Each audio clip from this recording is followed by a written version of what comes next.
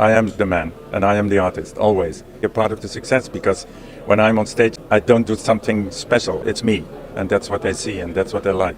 Die erschütternde Nachricht vom Tod des verehrten Musikers und Dirigenten André Rieu hat alle Musikliebhaber erschüttert.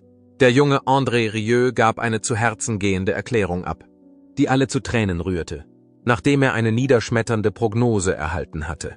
Bitte teilen Sie uns in den Kommentaren unten mit, ob Sie jemals die Gelegenheit hatten, André Rieu live zu erleben. Bevor wir mit diesem Gespräch beginnen, geben Sie in Ihrem Kommentar eine 1 für Ja oder eine 0 für Nein an. Lassen Sie uns nun die Einzelheiten besprechen.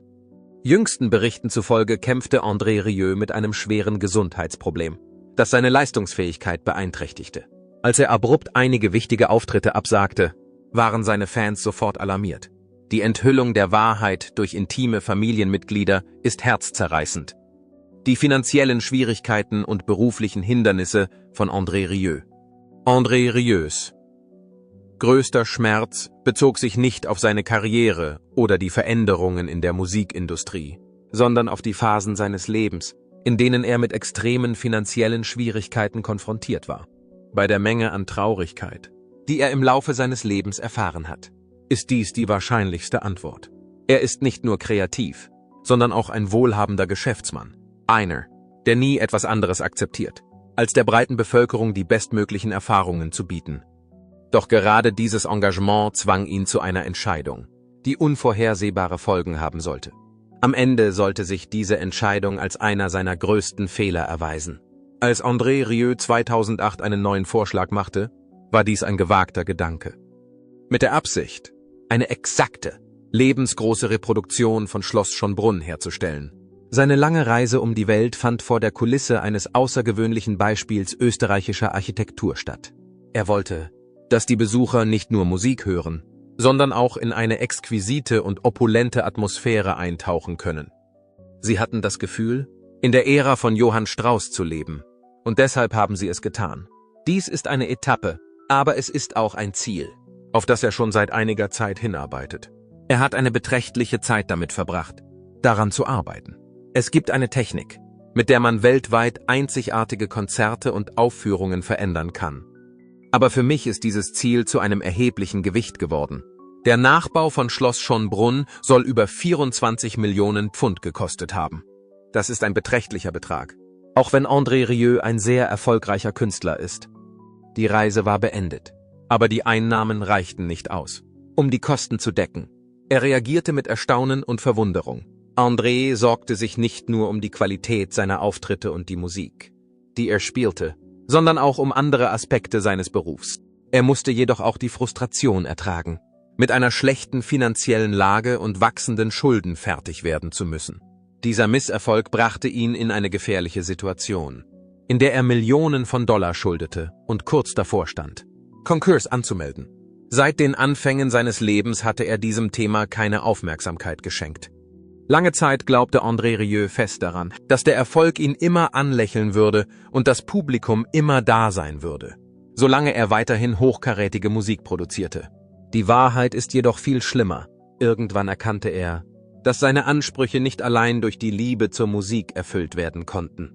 Alles, was er im Laufe der nächsten Jahrzehnte aufgebaut hat, könnte durch einen einzigen Geschäftsfehler zerstört werden. Das kann innerhalb eines Herzschlags geschehen. Wenn es um die finanzielle Verantwortung ging es um mehr als nur um Zahlen auf dem Papier. André Rieus Geist wurde durch das Ergebnis tiefgreifend und dauerhaft beeinträchtigt. Er war gezwungen, einige der schwersten Entscheidungen zu treffen, die er je in seinem Leben hatte treffen müssen. Denn es werden weniger Mitarbeiter benötigt. Dies wird eine Verringerung der Gesamtmenge der Leistungen erforderlich machen. Es ist unvermeidlich, dass man seine Strategie ändern muss, um seinen Erfolg und seinen Ruf im Musikgeschäft zu erhalten. Wenn er live auftrat, war er nicht mehr der unbekümmerte Musiker, der er einst war. Aber er war Einflüssen ausgesetzt, über die er nie zuvor nachgedacht hatte. Und jede Entscheidung, die er traf, musste gut überlegt sein. Es war eine der schwierigsten Phasen in seiner Karriere. André Rieus Sohn Pierre hat als Familienmitglied und wichtiger Akteur hinter den Kulissen einen wichtigen Teil der Karriere seines Vaters miterlebt. Er hat seinen Vater nicht nur bei persönlichen Konflikten, beruflichen Verlusten und finanziellen Schwierigkeiten unterstützt, sondern auch die Triumphe und Misserfolge seines Vaters miterlebt. Die Unterstützung eines Sohnes in den Schwierigkeiten seines Vaters. André Rieu. Name wurde früher mit Größe und Vergnügen assoziiert. Seine Konzerte waren beeindruckend und seine CDs wurden millionenfach verkauft. Einst hielt man ihn für einen Musiker, der nichts falsch machen konnte. Doch hinter den Kulissen gab es schwierige Zeiten, die sein Sohn Pierre mehr als jeder andere zu spüren bekam. Die Belastung war enorm und die Schulden waren furchtbar. Pierre Rieu hatte während dieser Zeit die Leitung inne. Er leistete viele Überstunden hinter den Kulissen, motivierte das Personal und half bei der Krisenbewältigung. Damit sich sein Vater auf seine Musik und seine Auftritte konzentrieren konnte, schirmte André ihn von den schlimmsten Belastungen ab. Trotz der ungewissen Zukunft gab er der Familie Hoffnung und Trost. Lange Sitzungen, unruhige Nächte und Zeiten, in denen eine Genesung unmöglich schien, waren Teil dieser Erfahrung. Doch Pierre ließ sich nicht beirren. Er wollte seinem Vater helfen, das Paradies der Freude und der Musik zu erhalten, das er geschaffen hatte. André Rieu und seine Mannschaft erholten sich schließlich, zahlten das Darlehen zurück und setzten ihre Reise fort. Diese schwierigen Jahre hatten jedoch einen bedeutenden Einfluss auf Pierre, da er persönlich miterlebte, welche Opfer sein Vater für sein Ziel gebracht hatte. Die Bewunderung eines Sohnes für die Passion seines Vaters. Trotz seiner finanziellen Schwierigkeiten hat Pierre immer das unermüdliche Engagement seines Vaters für die Musik und sein Publikum geschätzt. Pierre hat in Interviews über die Lehren seines Vaters über Musik, Ausdauer, harte Arbeit und den Wert der Verfolgung der eigenen Leidenschaft gesprochen. Er hat seinen Vater auf Tourneen begleitet und dafür gesorgt, dass jeder Auftritt reibungslos verläuft. Er hat wichtige Aufgaben übernommen und zum Produktions- und Logistikmanagement der Firma Rieu beigetragen. Er hat die Idee seines Vaters unterstützt, da er erkannt hat, dass die Kunst von André Rieu über die bloße Aufführung hinausgeht und Millionen von Menschen Erfüllung bringt. Pierre hat die Leidenschaft seines Vaters für die Musik und die Menschen, die daran teilnehmen, nie in Frage gestellt, auch nicht angesichts von Schwierigkeiten, Reisen und Errungenschaften. André Rieu hat trotzdem nie ganz aufgegeben. Aufgrund seines scharfen Bewusstseins erkannte er, dass es nur einen Ausweg aus dieser schwierigen Situation gab: weitergeben. Er versprach sich selbst, härter zu arbeiten als je zuvor, seine gesamte Zeit der Entwicklung neuer Programme zu widmen und sich neue Methoden auszudenken, um das Publikum zu begeistern. Er hält sich selbst davon ab, sich unglücklich zu fühlen, während er weiß, dass Millionen von Menschen auf der ganzen Welt sich immer noch auf seine Lieder und die wunderbaren Momente freuen, die er mitgestaltet. Obwohl André Rieus Karriere eine Triumphgeschichte ist, war sie auch ein Weg voller schwieriger Situationen und Zeiten, in denen er viel geweint hat. Es ist ein weit verbreitetes Missverständnis, dass André Rieu nur grinst, wenn er auftritt. Ein lebhafter Mann mit einer Geige in der Hand, der ständig voller Leben ist. Aber sie hatten keine Ahnung, wie viel Zeit er allein im Studio saß, den Kopf in die Hände gestützt, weil er unter großem Stress stand. Es gab Zeiten, in denen er dachte, er sei müde. Er konnte seine Leidenschaft für die Musik nicht aufgeben, aber er dachte, dass es vielleicht an der Zeit sei, seine derzeitigen Bemühungen aufzugeben. Obwohl er eine Zeit lang hart gearbeitet hatte, stellte sich sein erster Erfolg nicht sofort ein. Obwohl André schon in jungen Jahren ein Händchen für die Geige hatte, entschied er sich, nicht in die Fußstapfen seines Vaters zu treten und ein klassischer Musiker zu werden. André, der Dirigent, setzte die Familientradition seines Vaters fort und spielte eine wichtige Rolle in der Branche. Er war von Anfang an der Meinung, dass einige wenige wohlhabende Menschen Zugang zu klassischer Musik haben sollten, anstatt sie nur in opulenten Sälen genießen zu können. Er war der Meinung, dass jeder die Möglichkeit haben sollte, Musik zu hören, und versuchte daher, sie so zugänglich wie möglich für die breite Masse zu machen. Dies war die Folge seines Entschlusses, 1987 das Johann Strauss Orchester zu gründen, das sich der Aufgabe widmet, klassische Musik lebendig werden zu lassen und Emotionen zu wecken. Dies war der Auslöser für das Ereignis. Mit über 60 Spielern und Millionen von Anhängern weltweit ist das Orchester im Laufe der Jahre zu einem der bekanntesten der Welt geworden. Als das Orchester gegründet wurde, hatte es nur 12 Spieler, aber es wurde schließlich zu einem der bekanntesten Orchester der Welt. Die Leistungen schienen zunächst mehr als nur machbar zu sein. Zu Beginn glaubten viele Leute nicht, dass ein Walzerorchester sehr populär werden könnte. Um die Kosten für seine eigenen Auftritte zu decken, musste André die Musikproduzenten davon überzeugen, dass sein Sound das Publikum anziehen würde. Außerdem musste er seine eigenen Auftritte finanziell unterstützen. Trotz allem hat er seine Ziele nie aus den Augen verloren. Außerdem war er sich bewusst, dass er auf dem richtigen Weg war. Wenn er jemanden zum Lachen bringen konnte, während er seine Musik hörte. Seine unerschütterliche Entschlossenheit zahlte sich genau in diesem Moment aus. Die Zahl der Besucher von André Rieu's Auftritten und die Verkaufszahlen seiner CDs stiegen in die Höhe. Die Menschen fühlen sich nicht nur wegen seiner Musik zu ihm hingezogen, sondern auch wegen der Gefühle, die er in ihnen hervorruft. Seine Musik ist nicht der einzige Grund, warum die Leute zu ihm kommen. Jeder Auftritt ist mehr als nur eine Show. Es ist eine Entdeckungsreise durch die schönste Musik der Welt. Erfolge sind der Weg zum Erfolg. Aber sie haben ihren Preis. Man muss sich selbst mehr Druck machen. André war sich darüber im Klaren, dass die ihm übertragenen Aufgaben mit zunehmender Verantwortung immer schwieriger wurden. Damit ein neues Album und eine neue Tournee als erfolgreich gelten können, müssen sie das vorherige irgendwie übertreffen. Es ist wichtig, etwas Neues und Interessantes auf den Tisch zu bringen. Er hatte oft das Gefühl, mit sich selbst zu konkurrieren. Denn diese Spannung gab ihm das Gefühl, dass er nie aufhören konnte, das zu tun, was er tat. André Rieu mag mit seinen Erfolgen zufrieden sein, aber er trauert wahrscheinlich immer noch den schwierigen Jahren nach. Den Momenten, in denen er glaubte, alles verloren zu haben, und den Momenten, in denen er fast ohnmächtig wurde. Beide Elemente könnten André Rieu betreffen. Er ist ein engagierter Musiker, der daran glaubt, dass die Musik die Welt verändern kann, wenn auch nur für einen Moment. Die Herausforderungen, mit denen er konfrontiert war, haben zweifellos dazu beigetragen, dass er sich zu dem Menschen entwickelt hat, der er heute ist. Er gönnt sich nie eine Pause von seinen kreativen Bemühungen. Um seine Ziele zu erreichen, ist André Rieu mehr daran interessiert, die Meinung der Öffentlichkeit über klassische Musik zu ändern, als sein Einkommen oder den Kartenverkauf zu steigern. Schon früh in seiner Karriere wurde klar, dass er nicht den üblichen beruflichen Weg einschlagen würde, den Dirigenten während ihres Aufenthalts gehen. Er wollte nicht, dass seine Aufführungen nur in schicken Sälen stattfinden, wo die Leute Anzüge tragen, nachts hingehen, aufrecht sitzen und die Stille genießen. Er hatte dies nicht geplant. Die Vision von André Rieu für die klassische Musik. In seiner idealen Welt würde klassische Musik nicht nur auf eine kitschige Art und Weise gespielt werden, sondern wäre eine Realität, ein Teil des Lebens eines jeden Menschen und eine Erfahrung, an die sich die Menschen wirklich erinnern würden.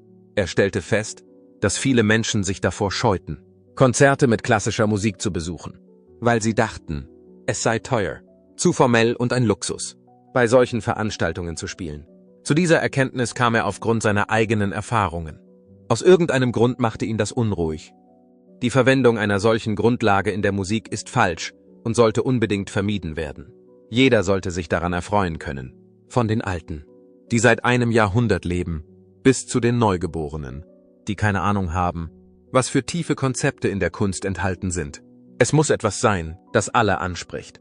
Aus diesem Grund hat sich André Rieu das hohe Ziel gesetzt, seine Aufführungen und Festivals auf traditionelle Art und Weise zu veranstalten.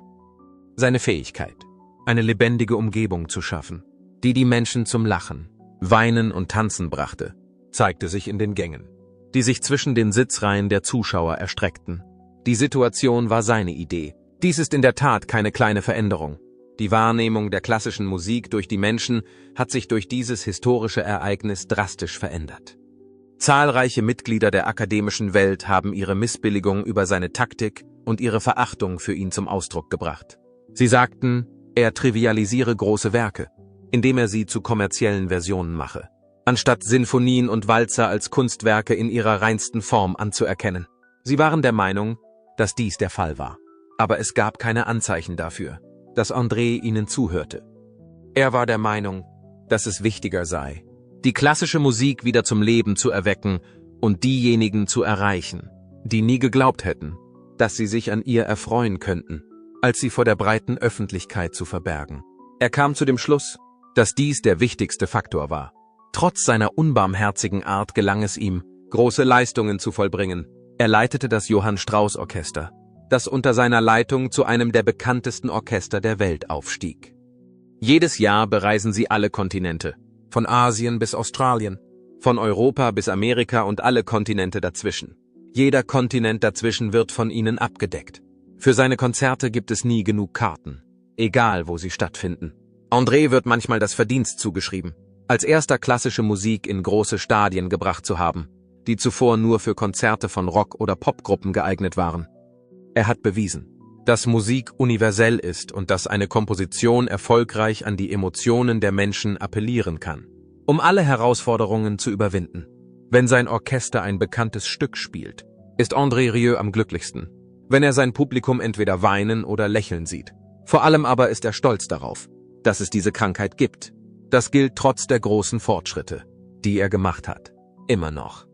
Er weiß, dass er seine Ziele erreicht hat. Wenn er die emotionalen Reaktionen in den Augen der Hunderte von Menschen sieht, die vor ihm versammelt sind. Die Zahl der verkauften Alben oder die Zahl der Reisen, die er unternommen hat, sind für ihn keine wichtigen Indikatoren für seinen Erfolg. Es ist logisch zu glauben, dass dies der Grund ist, warum er immer wieder auftritt und seine Musik weltweit verbreitet. Im Laufe seines Lebens verbrachte André Rieu einen großen Teil seiner Zeit und Energie damit, sich aktiv um Liebe und Ehe zu bemühen. Seine Familie ist das, was sein Leben in jedem Fall im Gleichgewicht hält. Und das gilt besonders, wenn die Musik seine Liebe ist. Ein Beispiel für etwas, das nicht alle Künstler gemeinsam tun können, ist seine Ehe mit Marjorie Rieu, die 1975 begann und mehr als 50 Jahre dauerte. Marjorie war nicht nur seine Ehefrau, sondern auch seine Freundin, Mentorin und Stütze auf dem schwierigen und langwierigen Weg, den er gegangen ist. Ein Märchen von der friedlichen Liebe. Die Musik von André Rieu hat Millionen von Menschen auf der ganzen Welt in ihren Bann gezogen und zu den Walzern beigetragen, die die Konzertsäle mit Intrigen und unverfälschter Freude füllen. Unter den gewaltigen Klängen und der Pracht seines Johann Strauss Orchesters verbirgt sich eine zeitlose und unglaublich schöne Liebesgeschichte. Seine langjährige Ehe mit seiner Frau Marjorie Rieu ist das Thema dieser Liebesgeschichte.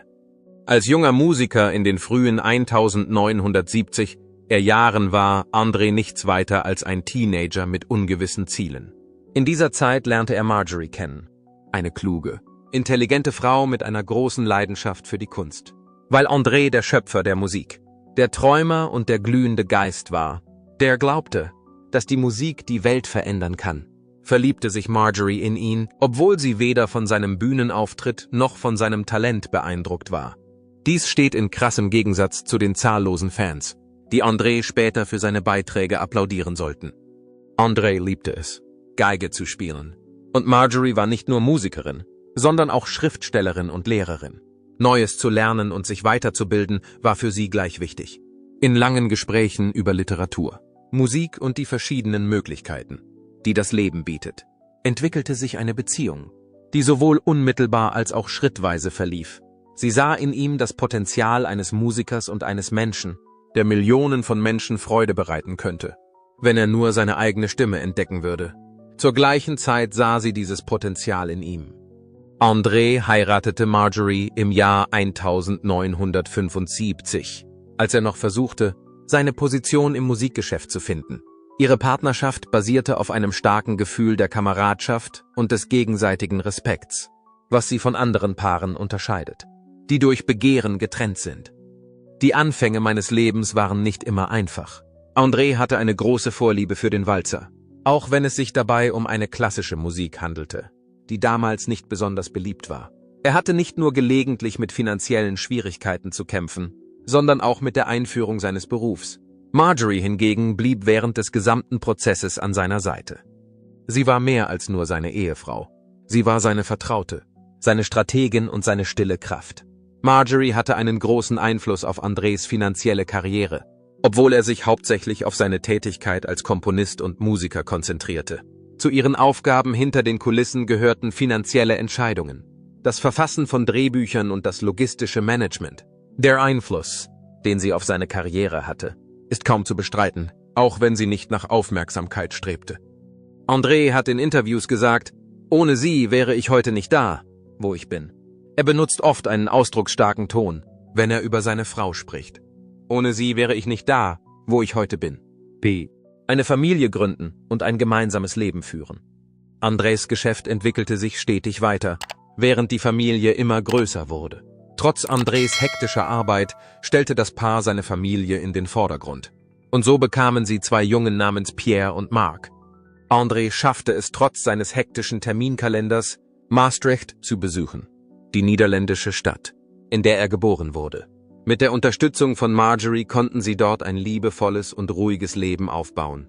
Manchen Musikern fällt es jedoch schwer, ihr emotionales Engagement für ihre Arbeit aufrechtzuerhalten, wenn sie in das Chaos verwickelt sind, das die Beziehungen zu Prominenten begleitet. Sie genossen es, zu lesen, Musik zu hören und ungestört Zeit miteinander in ihrem Haus zu verbringen, das ihnen als Zufluchtsort diente und ihnen ein Gefühl von Schutz und Sicherheit gab. Pierre, der älteste Sohn des Ehepaars, tritt schließlich in die Fußstapfen seines Vaters und trägt wesentlich zur operativen Verwaltung von Andrés Orchester bei. Dem Namen und der Persönlichkeit der Mitarbeiter nach zu urteilen, war das Unternehmen ein echtes Familienunternehmen. In der Unterhaltungsindustrie besteht die Tendenz, dass Beziehungen aufgrund der Anforderungen der Berühmtheit in die Brüche gehen. Daher sind Liebesgeschichten wie die von André und Marjorie eher ungewöhnlich. Auf die Frage, was sie seit mehr als 50 Jahren zusammenhält, antwortet André immer gleich: Unabhängigkeit, Humor und Respekt. Als er über sie sprach, kam ein Lächeln auf seine Lippen. Als er sagte: Wir sind sehr unterschiedlich. Marjorie ist realistischer und ich bin derjenige, der träumt. Aber wir respektieren den Freiraum des anderen und sie lässt mich tun, was ich liebe, während ich sie tun lasse, was sie liebt. P. Marjorie hat jedoch schon früher ihre Bewunderung für André zum Ausdruck gebracht, da sie der Meinung ist, dass seine Musik nicht nur eine Einnahmequelle für ihn ist, sondern auch ein grundlegender Aspekt seiner Person. Sie hat zweifellos Andrés Leben und ihre Karriere beeinflusst, auch wenn sie sich gerne aus dem Rampenlicht heraushalten würde. Sie war seine verlässlichste Verbündete, wenn er erfolgreich war. Und sie ist der Grund dafür, dass er sich zurechtfand, wenn die Dinge unklar waren. Sie hat ihm als Kompass gedient. Trotz jahrzehntelangem Erfolg, ausverkauften Welttourneen und unzähligen Ehrungen betrachtet. André die einfache Symphonie der Liebe und Zusammenarbeit, die er und Marjorie gemeinsam geschaffen haben, als das bedeutendste Stück Musik, mit dem er je in Verbindung gebracht wurde. Dies ist der Sound, den er für das wichtigste Musikstück hält, mit dem er jemals in Verbindung gebracht wurde. Obwohl er Millionen von Anhängern hat, in großen Konzertsälen aufgetreten ist und stehende Ovationen erhalten hat, empfindet er die Rückkehr zu Marjorie immer noch als das schönste Erlebnis von allen. In vielen Fällen sind Liebe, Wissen und unerschütterlicher Glaube die unsichtbaren Kräfte, die jedem großen Erfolg zugrunde liegen. Ihre Geschichte dient als Erinnerung an diese Tatsache. Die Geschichte, die sie erzählen, lehrt uns nicht nur, dass echte Harmonie in der Musik entdeckt werden kann, sondern sie zeigt uns auch, dass der Weg zu wahrer Harmonie darin besteht, das Leben in vollen Zügen zu leben, Hand in Hand mit der Person, die man liebt. Wir würden uns freuen, wenn Sie Ihre eigene Liebesgeschichte mit uns teilen und ihr einen Daumen nach oben geben würden, wenn sie mit der in diesem Film dargestellten vergleichbar ist. Gesundheitsprobleme, ein beunruhigender Befund. Die Vorstellung, sich mit seinen eigenen gesundheitlichen Problemen auseinandersetzen zu müssen, war vielleicht das Schrecklichste, was ihm passieren konnte, auch wenn die finanziellen Schwierigkeiten erheblich waren. Im Jahr 2010, als Andrés Ruf auf dem Höhepunkt war, wurde er plötzlich von einer schrecklichen Krankheit heimgesucht, die ihn für einige Monate an Auftritten hinderte. Der Arzt kam zu dem Schluss, dass der Patient an einer Virusinfektion des Innenohrs litt, die die Ursache für seine akute Übelkeit, Benommenheit und Gleichgewichtsstörungen war. Dies war ein verheerender Rückschlag für einen Musiker, dessen gesamte Karriere von seiner Fähigkeit abhing, die Geige mit Anmut zu spielen und sein Können vor einem Orchester zu demonstrieren. Ein Mensch, der sich nie durch irgendetwas von seiner Musik abhalten ließ, war am Boden zerstört durch den psychologischen und emotionalen Tribut, den die Unfähigkeit, aufzutreten, für ihn bedeutete. Seine treuen Anhänger in aller Welt waren unzufrieden, als er aufgrund seiner Krankheit einige seiner Auftritte verschieben musste. Nach monatelanger Ruhe, Therapie und ständigem Bemühen konnte er sich vollständig erholen und triumphal auf die Bühne zurückkehren. Dies gelang ihm, indem er auf die Bühne zurückkehrte. Im Laufe seiner Verwandlung begann er, mehr auf seine Gesundheit zu achten und wurde sich der Zwänge, denen er ausgesetzt war. Bewusst. So gelang es ihm, die Zufriedenheit seiner Fans über einen sehr langen Zeitraum aufrechtzuerhalten. Die Kritik und Ablehnung der klassischen Musikgemeinde. André sah sich der anhaltenden Kritik des konventionellen klassischen Musikestablishments ausgesetzt, das ihn eher als Showman denn als echten Musiker betrachtete und ihm vorwarf, klassische Musik in Unterhaltung zu verwandeln. Dies war der Fall, obwohl André einen enormen Erfolg erzielt hatte.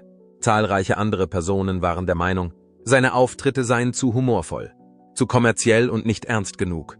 Die Tatsache, dass er von Millionen von Menschen in der ganzen Welt verehrt wurde, war das Einzige, was von Bedeutung war, ungeachtet der Kritik, die ihm von einigen Gegnern entgegengebracht wurde.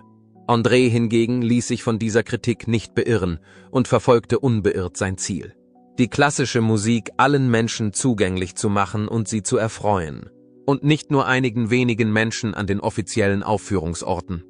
Überwindung von Hindernissen und Erreichen der höchsten Leistungsstufe. André Rieu hat sein Ziel nie aufgegeben, trotz aller Herausforderungen, die sich ihm in den Weg stellten: gesundheitliche Probleme, Kritik aus der Branche, persönliche Sorgen und finanzielle Schwierigkeiten. Trotz all dieser Hindernisse gelang es ihm, sie zu überwinden und dank seiner unnachgiebigen Entschlossenheit und seines Durchhaltewillens weiterhin das zu tun, was ihm Spaß macht. Trotz aller Schwierigkeiten, die auftreten können, wird ein echter Wunsch immer zum Erfolg führen, wie seine Erzählung zeigt. Da er beweist, dass Ziele tatsächlich lohnenswert sind. Man kann mit Sicherheit sagen, dass er heute einer der erfolgreichsten Musiker der Welt ist. Er hat Rekorde gebrochen, ausverkaufte Hallen in der ganzen Welt und Generationen mit seinen unglaublichen Auftritten inspiriert. Die Person, die einen globalen Tanz ins Leben rief. An einem hellen und strahlenden Sommerabend versammeln sich Tausende von Menschen auf einem großen Platz unter freiem Himmel. Ihre Gesichter leuchten hell unter goldenen Kronleuchtern, die über ihnen zu schweben scheinen. Während das Orchester seine Positionen auf dem Platz einnimmt, herrscht eine aufgeregte Atmosphäre. Danach betritt eine bekannte Person, die Geige spielt, die Bühne und lächelt, als würde sie Leute begrüßen, die sie schon lange kennen. Als die ersten Akkorde der blauen Donau mit einem einzigen Bogenstrich die Luft erfüllen, fangen einige an zu wippen. Andere nehmen ihre Partner bei der Hand. Und ehe man sich versieht, tanzt das gesamte Publikum Walzer unter den Sternen. Bei der Wiederbelebung der klassischen Musik als Fest der Gegenwart und der Zukunft und nicht als Relikt der Vergangenheit wird André Rieu für seinen Beitrag zu dieser Wiederbelebung gewürdigt. Für die Millionen von Menschen, deren Leben er verändert hat, ist sein Einfluss für immer in ihren Herzen verankert. Dieses Vermächtnis ist es, was er uns hinterlassen hat. Der Walzer, wieder auferstanden für die heutige Zeit. 1967 hatte André Rieu die Idee, das Johann Strauss Orchester zu gründen, um die klassische Musik wiederzubeleben und sie einem breiteren Publikum zugänglich zu machen. Darüber hinaus wollte er ein neues Ensemble gründen. In dieser Zeit wurde klassische Musik häufig als etwas Abgelegenes wahrgenommen, das sich auf die Wände teurer Konzertsäle beschränkte, in denen die Kunden ungeschriebenen gesellschaftlichen Sitten unterworfen waren und fest auf ihren Plätzen saßen. Die Freude, die der Walzer den Menschen brachte, die Art und Weise, wie er die Menschen zum Grinsen, zum Wippen mit den Füßen und sogar zum Tanzen brachte, war etwas, das er zurückbringen wollte. Rieu hatte in seiner Jugend direkt miterlebt, wie die Musik eine körperliche Wirkung auf die Menschen haben konnte. Dennoch wollte er die Freude, die der Walzer auslöste, zurückbringen. Seine extravaganten Kostüme, aufwendigen Bühnenbilder und schamlosen Tänzer verliehen seinen Shows ein theatralisches Flair, das das Publikum nach Paris, Wien oder in Märchenschlösser versetzte. Er brach mit der Förmlichkeit traditioneller Aufführungen, indem er das Publikum zum Singen, Tanzen und sogar zum Weinen aufforderte, wenn die Musik es bewegte. Er verband die Erhabenheit klassischer Musik mit der Gemütlichkeit eines Festes und schuf so Konzerte, die königlichen Bällen unter den Sternen glichen. Die Band, die als bescheidenes Orchester begann, wurde schnell zu einem weltweiten Phänomen und trat in Stadien und auf historischen Plätzen in der ganzen Welt auf. Damit rückte er den Walzer wieder in den Blickpunkt der Öffentlichkeit und bewies, dass der Walzer immer wieder schön ist. Millionen Menschen glücklich machen. Es ist wichtiger, das Glück, das André Rieu in das Leben anderer gebracht hat, als Denkmal für sein Vermächtnis zu betrachten. als die Millionen von verkauften CDs oder die Anzahl der Konzerte, die Rekorde gebrochen haben, die er gegeben hat. Seine Musik hat auf alle Generationen gewirkt. Kleine Kinder, die sie hören, wollen Geige spielen, wenn sie hören. Familien, die gemeinsam zu seinen Konzerten gehen, um Erinnerungen zu schaffen, die ein Leben lang halten. Ältere Paare, die zusammen tanzen, um sich an ihre erste Liebe zu erinnern. Und Menschen, die trauern oder mit einer Krankheit fertig werden, finden Trost in seinen Liedern.